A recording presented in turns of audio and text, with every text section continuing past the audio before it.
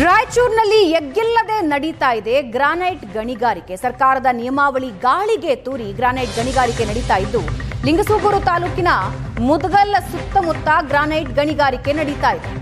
ಅನುಮತಿ ಪಡೆದಿದ್ದು ಒಂದು ಕಡೆ, ಗಣಿಗಾರಿಕೆ ನಡೆಸಿದ್ದು ಮತ್ತೊಂದು ಕಡೆ.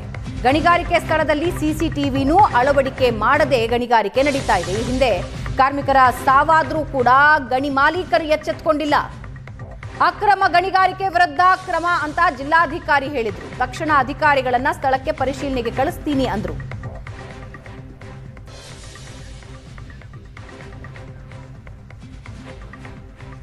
ದೃಶ್ಯದಲ್ಲಿ ನೀವು ನೋಡ್ತಾ ಇದ್ದೀರಾ, ಒಂದು ಕಡೆ ಅನುಮತಿ ಕೊಟ್ಟಿದ್ರೆ ಮತ್ತೊಂದು ಕಡೆ ಗಣಿಗಾರಿಕೆ ನಡೆಸ್ತಾ ಇದ್ದಾರೆ. ನೋ ಸಿಸಿಟಿವಿ, ಸರ್ವೇಲೆನ್ಸ್ ಇಲ್ಲ.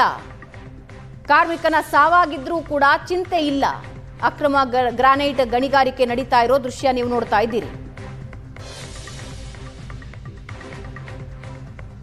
ನಾವಿವತ್ತು ರಾಯಚೂರು ಜಿಲ್ಲೆ ಲಿಂಗಸೂರು ತಾಲೂಕಿನ ಮುದಗಲ್ ವ್ಯಾಪ್ತಿಯಲ್ಲಿ ಬರ್ತಕ್ಕಂಥ ಮಾಕಾಪುರ್ ಅನ್ನುವಂಥ ಗ್ರಾಮದಲ್ಲಿದ್ದೇವೆ. ಇಲ್ಲೂ ಕೂಡ ಗಣಿಗಾರಿಕೆಗೆ ಜಿಲ್ಲಾಡಳಿತ ಅನುಮತಿ ನೀಡಿದೆ. ಪಟ್ಟಾ ಲ್ಯಾಂಡ್ನಲ್ಲಿ ಈಗಾಗಲೇ ಗಣಿಗಾರಿಕೆಯನ್ನು ಮಾಡಲಾಗ್ತಾ ಇದೆ. ನೀವು ಕೂಡ ನೋಡ್ತಾ ಇರ್ಬೋದು, ಗಣಿಗಾರಿಕೆ ನಿಯಮಗಳನ್ನು ಗಾಳಿಗೆ ತೂರಿ ಇಲ್ಲಿ ಗಣಿಗಾರಿಕೆ ಮಾಡಲಾಗ್ತಾ ಇದೆ ಅನ್ನುವಂಥ ಆರೋಪಗಳು ಆಗಾಗ ಕೇಳಿ ಬರ್ತಾ ಇತ್ತು. ಹಾಗಾಗಿ ಏಷ್ಯಾನೆಟ್ ಸುವರ್ಣ ನ್ಯೂಸ್ ಕೂಡ ರಿಯಾಲಿಟಿ ಚೆಕ್ಗೆ ಮುಂದಾದಾಗ ಹಲವು ರೀತಿಯ ಗಣಿಗಾರಿಕೆ ಮಾಡಬೇಕಾದ್ರೆ ಅಲ್ಲಿರ್ತಕ್ಕಂಥ ಕಾರ್ಮಿಕರಿಗೆ ESI ಮತ್ತು PF ಅನ್ನು ಕಡ್ಡಾಯವಾಗಿ ಮಾಡಿರಬೇಕು. ಮತ್ತು ಜೊತೆಗೆ ಕಾರ್ಮಿಕರು ಯಾವ ಸಂದರ್ಭದಲ್ಲಿ ಕೆಲಸಕ್ಕೆ ಬಂದಾರೆ ಮತ್ತು ಬಂದಾಗ ಅವರು ಒಂದು ವೇಳೆ ಏನಾದರೂ ಗಣಿಗಾರಿಕೆ ವೇಳೆಯಲ್ಲಿ ಬ್ಲಾಸ್ಟಿಂಗ್ ಏನಾದರೂ ಸಂಭವಿಸಿದರೆ ಆ ವೇಳೆಯಲ್ಲಿ ಕಾರ್ಮಿಕರ ಜೀವಕ್ಕೆ ಯಾವುದೇ ರೀತಿಯ ಅಪಾಯ ಆಗದಂತೆ ಮುಂಜಾಗ್ರತೆ ಕ್ರಮಗಳನ್ನು ಕೈಗೊಳ್ಳೋಕ್ಕೆ ಶೂಗಳನ್ನು ಧರಿಸಿರೋದಾಗಿರ್ಬೋದು ಅಥವಾ ಡ್ರೆಸ್ ಕೋಡ್ಗಳನ್ನು ಧರಿಸಿರೋದಾಗಿರ್ಬೋದು, ಅವೆಲ್ಲವೂ ಕೂಡ ಪಾಲನೆ ಮಾಡಬೇಕು ಅನ್ನುವಂಥದ್ದು ಸರ್ಕಾರಿ ನಿಯಮ ಇದೆ. ಈಗಾಗಲೇ ಸರ್ಕಾರ ಗಣಿಗಾರಿಕೆಗೆ ಅನುಮತಿ ನೀಡುವಾಗ ಆ ಒಂದು ಎಲ್ಲ ರೀತಿಯ ರೂಲ್ಸ್ಗಳನ್ನು ಪಾಲನೆ ಮಾಡ್ತೇವೆ ಅಂತಂದಾಗ ಮಾತ್ರ ಈ ಒಂದು ಪಿಂಕ್ ಗ್ರಾನೈಟ್ ಬಿಸ್ನೆಸ್ಗೆ ಅನುಮತಿಯನ್ನು ಕೊಡ್ತಾರೆ. ಆದರೆ ಇಲ್ಲಿ ಸುಮಾರು 50ಕ್ಕೂ ಹೆಚ್ಚು ಗ್ರಾನೈಟ್ ಗಣಿಗಳಿವೆ. ಆ ಗಣಿಗಳಲ್ಲಿ ರಾಜಾರೋಷವಾಗಿ ಎಲ್ಲ ಕಡೆಯೂ ಕೂಡ ಬಹುತೇಕವಾಗಿ ರೂಲ್ಸ್ಗಳನ್ನು ಬ್ರೇಕ್ ಮಾಡಿ ಗಣಿಗಾರಿಕೆ ಮಾಡುವಂಥದ್ದು ನಡೀತಾ ಇದೆ. ಬಹುತೇಕ ಪ್ರಭಾವಿಗಳೇ ಈ ಒಂದು ಗಣಿಗಾರಿಕೆಯಲ್ಲಿ ತೊಡಗಿರುವಂಥದ್ದು ದುರಂತ ಅಂತ ಹೇಳ್ಬೋದು. ಯಾಕೆ ಅಂತಂದರೆ ಸಮಾಜದಲ್ಲಿ ಒಂದು ರೀತಿ ಸಂದೇಶವನ್ನು ಸಾರಬೇಕಾದವರೇ ಭೂತಾಯಿಯನ್ನು ಕೊರೆಯುವಂಥದ್ದು ಇಲ್ಲಿ ಸರ್ವಸಾಮಾನ್ಯವಾಗಿದೆ. ಸರ್ಕಾರದ ನಿಯಮಗಳಿದ್ದಾವೆ. ಗಣಿಗಾರಿಕೆಯನ್ನು ಮಾಡಬೇಕಾದ್ರೆ ಅವರಿಗೆ ಸರ್ಕಾರ ನಿಗದಿಪಡಿಸಿದಂಥ ಸ್ಥಳದಲ್ಲಿ ಮಾತ್ರ ಮಾಡಬೇಕು.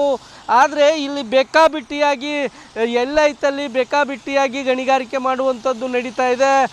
ಸರ್ಕಾರದಿಂದ 5 ಎಕರೆ ಅಥವಾ 4 ಎಕರೆ 3 ಎಕರೆ ಅಂಥೇಳಿ ಪಟ್ಟಾ ಲ್ಯಾಂಡಿನ ಪರ್ಮಿಷನನ್ನು ತೆಗೆದುಕೊಂಡ್ರೆ, ಆದರೆ ಅಲ್ಲಿ ಮಾತ್ರ ಎಲ್ಲಿ ಯಾವುದೇ ರೀತಿಯ ರೂಲ್ಸ್ಗಳನ್ನು ಫಾಲೋ ಮಾಡ್ತಾ ಇಲ್ಲ. ಈ ಹಿಂದೆ ಕೂಡ ಈ ಒಂದು ರಾಯಚೂರಲ್ಲಿ ಗ್ರಾನೈಟ್ ಗಣಿಯಲ್ಲಿ ಸಿಡಿಮದ್ದು ಸ್ಫೋಟಗೊಂಡು ಓರ್ವ ಕಾರ್ಮಿಕ ಸಾವನ್ನಪ್ಪಿ ಮತ್ತೊಬ್ಬರಿಗೆ ಗಂಭೀರವಾಗಿ ಗಾಯವಾಗಿತ್ತು. ಗಾಯವಾದ ಬಳಿಕ ಈ ಒಂದು ಸ್ಥಳಕ್ಕೆ ರಾಯಚೂರು SP ಭೇಟಿ ಕೊಟ್ಟು ಹಲವು ರೀತಿಯ ಸೂಚನೆಗಳನ್ನು ಕೊಟ್ಟಿದ್ದರು. ಎಲ್ಲಿ ಗಣಿಗಾರಿಕೆ ಮಾಡಲಾಗ್ತಾ ಇದೆ ಆ ಗಣಿಗಾರಿಕೆಯ ಪ್ರತಿಯೊಂದು ಮಾಹಿತಿ ಕೂಡ ಸಂಬಂಧಪಟ್ಟಂಥ ಪೊಲೀಸ್ ಠಾಣೆ ಲಿಮಿಟಲ್ಲಿ ಮಾಹಿತಿ ನೀಡಬೇಕು ಅನ್ನುವಂಥ ಸೂಚನೆಗಳನ್ನು ನೀಡಲಾಗಿತ್ತು. ಆದರೆ ಅದು ಯಾವುದು ಕೂಡ ಇಲ್ಲಿ ನಡೀತಾ ಇಲ್ಲ.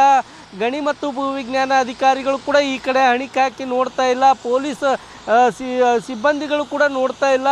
ಹೀಗಾಗಿ ಈ ಒಂದು ಭಾಗದಲ್ಲಿ ಮನ ಬಂದಂತೆ ಗಣಿಗಾರಿಕೆ ನಡೀತಾ ಇದೆ. ಈ ಒಂದು ಗ್ರಾನೈಟ್ ಗಣಿಗಾರಿಕೆ ಸಂಬಂಧಪಟ್ಟಂಥ ಅಧಿಕಾರಿಗಳು ಕೂಡಲೇ ಯಾರ್ಯಾರು ಸರ್ಕಾರದ ನಿಯಮಾವಳಿಗಳನ್ನು ಎಲ್ಲಿ ಉಲ್ಲಂಘನೆ ಆಗಿದೆಯೋ ಅಂಥ ಗಣಿಗಳನ್ನು ಬಂದ್ ಮಾಡಬೇಕು. ಯಾಕೆಂದರೆ ಪರಿಸರದ ಮೇಲೆ ಆಗ್ತಕ್ಕಂಥ ಹಾನಿಯನ್ನು ತಪ್ಪಿಸಲಿಕ್ಕೆ ಮುಂದಾಗಬೇಕನ್ನೋದೇ ಸಾರ್ವಜನಿಕರ ಆಗ್ರಹವಾಗಿದೆ.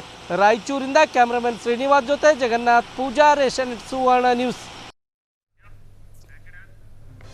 ಅಕ್ರಮ ಗಣಿಗಾರಿಕೆ ವಿರುದ್ಧ ಕ್ರಮ ಅಂತ ಜಿಲ್ಲಾಧಿಕಾರಿಗಳು ಹೇಳಿದ್ದು, ತಕ್ಷಣ ಅಧಿಕಾರಿಗಳನ್ನ ಸ್ಥಳಕ್ಕೆ ಪರಿಶೀಲನೆಗೆ ಕಳಿಸ್ತೀನಿ ಅಂದಿದ್ದಾರೆ. ರೂಲ್ಸ್ ಬ್ರೇಕ್ ಮಾಡಿದವರ ವಿರುದ್ಧ ಕಠಿಣ ಕ್ರಮ ಕೈಗೊಳ್ಳೋದಾಗಿ ಜಿಲ್ಲಾಧಿಕಾರಿ ಹೇಳಿದ್ದಾರೆ. ತಹಸೀಲ್ದಾರು, ಕಂದಾಯ ಇಲಾಖೆ ಮತ್ತು ಪೊಲೀಸು, ಗಣಿ ಇಲಾಖೆಯವ್ರನ್ನೂ ಅಲ್ಲಿ ಕಳಿಸ್ತೀವಿ. ಯಾರ್ಯಾರು ನಮ್ಮ ಕ್ವಾರಿ ಪ್ಲ್ಯಾನ್ ಪ್ರಕಾರ ಮತ್ತು ನಾವು ಕೊಟ್ಟಿರೋ ಪರ್ಮಿಷನ್ ಪ್ರಕಾರ ಮಾಡದೇ ಇದ್ದಲ್ಲಿ ಇಮಿಡಿಯೇಟಾಗಿ ಅವ್ರ ಮೇಲೆ ಆ್ಯಕ್ಷನ್ ಆಗುತ್ತೆ, ಕಟ್ಟುನಿಟ್ಟಿನ ಕ್ರಮ ತಗೊತೀವಿ.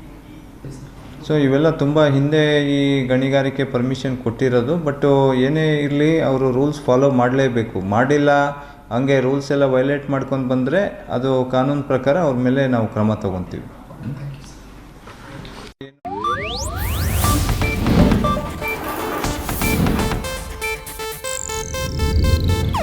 ಇದು ಏಷ್ಯಾನೆಟ್ ನ್ಯೂಸ್ ನೆಟ್ವರ್ಕ್ ಪ್ರಸ್ತುತಿ.